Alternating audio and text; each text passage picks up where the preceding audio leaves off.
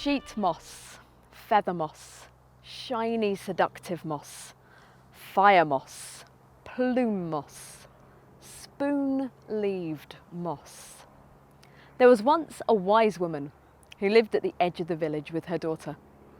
Every day she would gather moss as she looked after her daughter. Moss from the trees, moss from the stones, moss from the roofs of the houses. And every night she would weave the moss into the finest garment.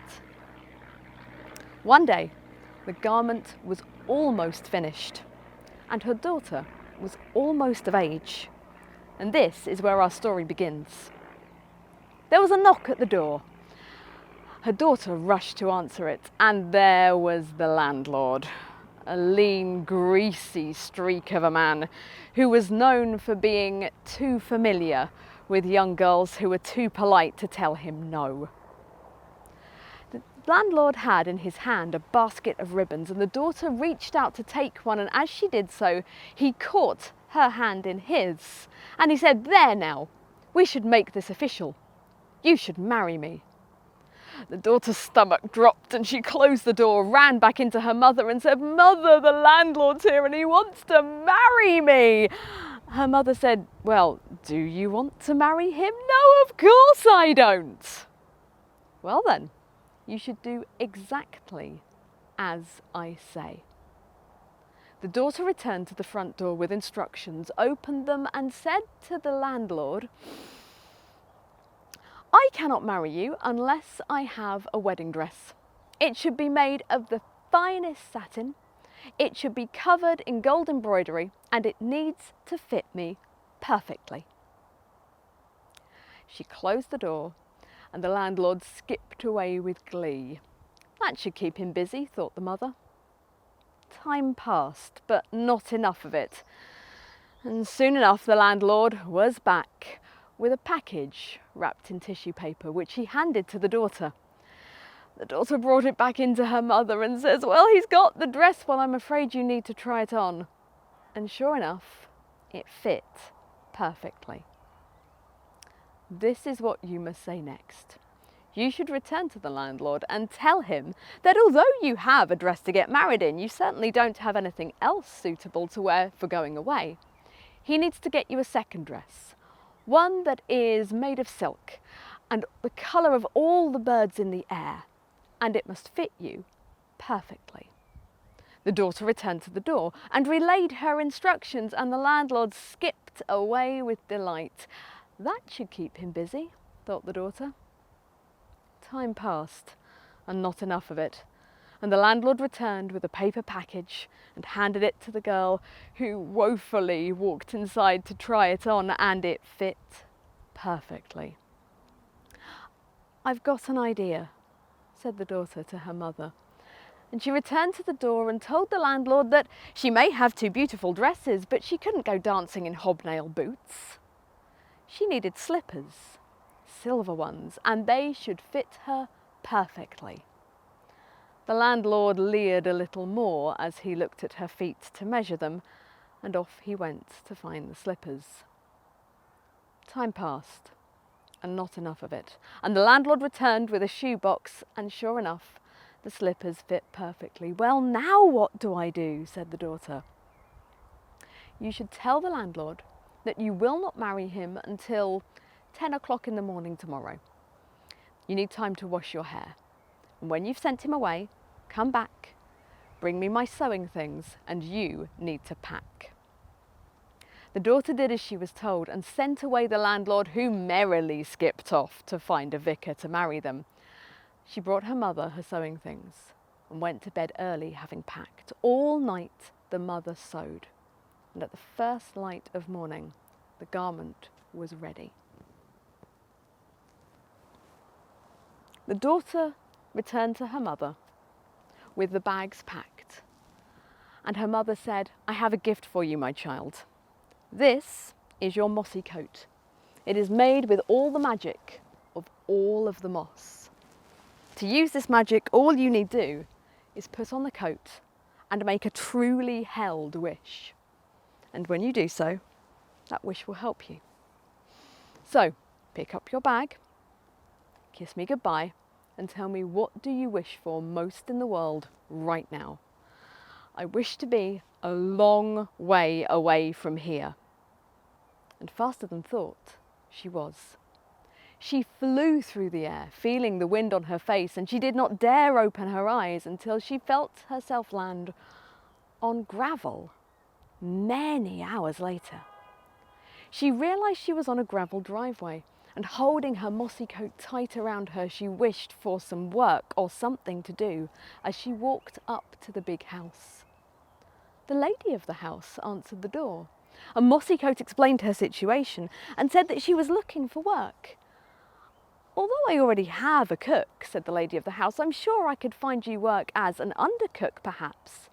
And the lady of the house showed Mossy Coat downstairs. Undercook! The staff were in uproar. How dare this young thing swan into the kitchen and get herself declared undercook? Mossy Coat was given the worst jobs. They were an ignorant bunch in the kitchen. That kind of folk which are just ignorant enough to be mean-spirited to others and jealous, but not bright enough to do anything creative about it. They gave her the worst jobs, the greasy jobs, the smelly jobs. And every time she so much as put a smile out of place, they took the great big spoon that they used to skim the fat off the stew and cracked her over the head with it. After a few weeks, her beauty was lost in the mess and the grime of it all. And if she stumbled in her carrying or if she was late with a task, crack went the spoon across the back of her head. Summer ball season began, and the first ball was set to be a grand 3-day affair. And although Mossy Coat went to sleep every night with her mossy coat as a pillow, hoping that the pain would go away, and she was there for a reason, her luck changed. The lady of the house invited her to speak to her that day and asked Mossy Coat to go to the ball with the family.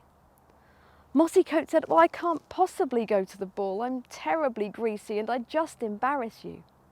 As she walked back down the kitchen stairs, the gossip began in earnest. "Were you fired? Did you have to hand in your notice? Have you been caught stealing?" And when Mossy Coat said she'd been invited to the ball, the great greasy spoon came out and crack over the back of her head for lying. Well, the next day, the talk was of nothing but the ball. The young master of the house had turned up and he never went to anything social. And Mossy Coat, to her surprise, found that the lady of the house came and asked her again if she wanted to go to the ball. Mossy Coat said of course she couldn't. She was far too greasy and filthy. She'd just embarrassed them. And when the kitchen staff saw that she'd been speaking to the mistress, they asked her once more and crack over the back of the head for lying. That night, Mossy Coat was determined to go to the ball.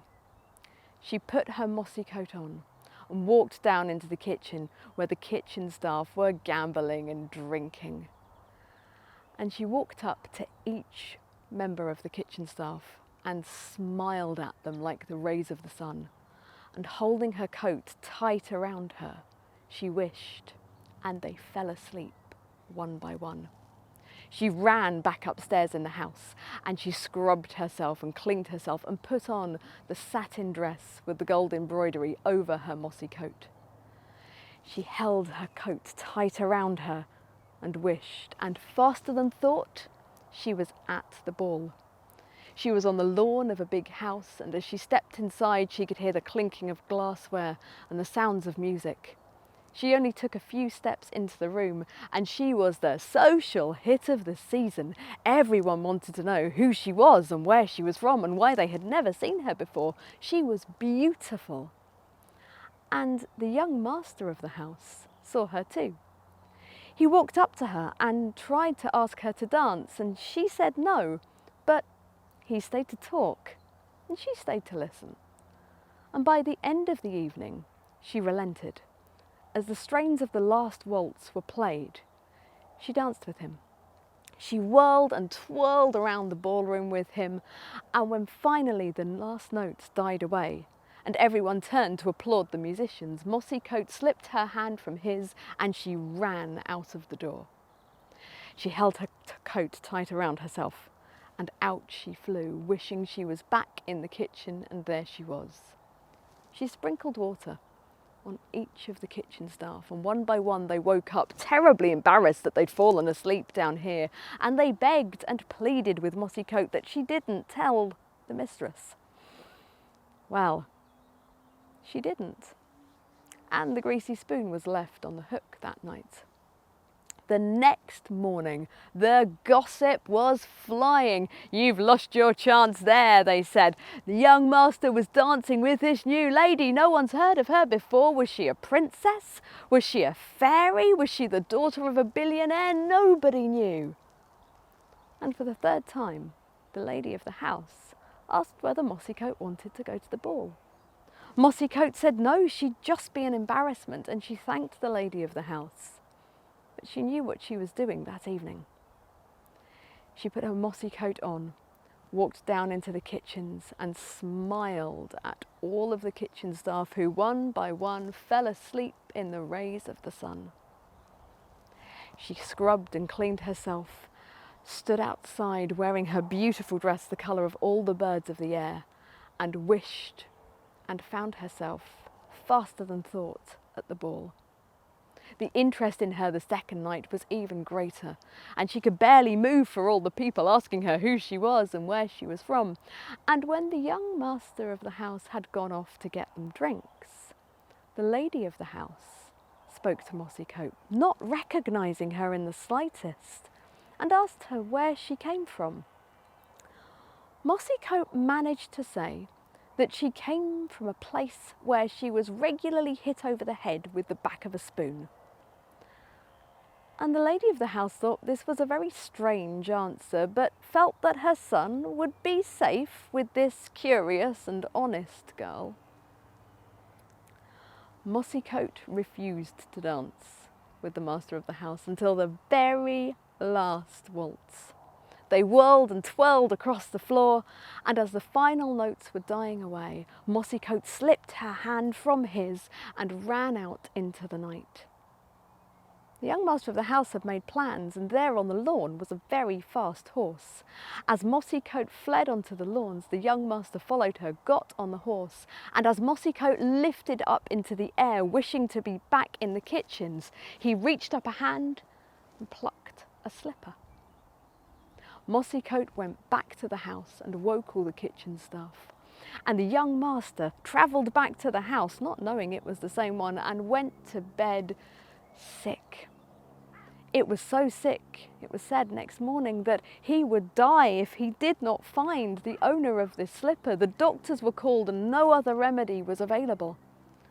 And so there was a great hoo-ha. Everyone who had been to the ball was called to come and try on the slipper.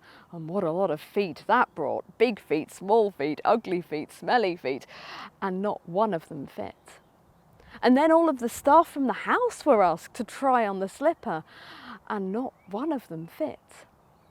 And the lady of the house realised that Mossy Coat hadn't been asked to the queue, and she found her in the kitchen scrubbing a pot. Out Mossy Coat came, and sure enough, the slipper fit perfectly. The young master of the house looked at Mossy Coat and was just about to say something when Mossy Coat said, "Hang on a moment." She went upstairs and put on the beautiful white satin dress and came down, and suddenly everyone believed her. They all had seen her at the ball, and once again the young master was about to speak, but no. Mossy Coat ran and found her mossy coat and put it on over her dress. "That's much more me," she said to the people, "for this is my Mossy Coat, and I am Mossy Coat. This is how you should know me." The young master asked her to marry him, and a wedding was arranged, and the lady of the house found herself newer, kinder kitchen staff. And they all lived happily. Spoon-leaved moss, feather moss and fire moss, shiny, seductive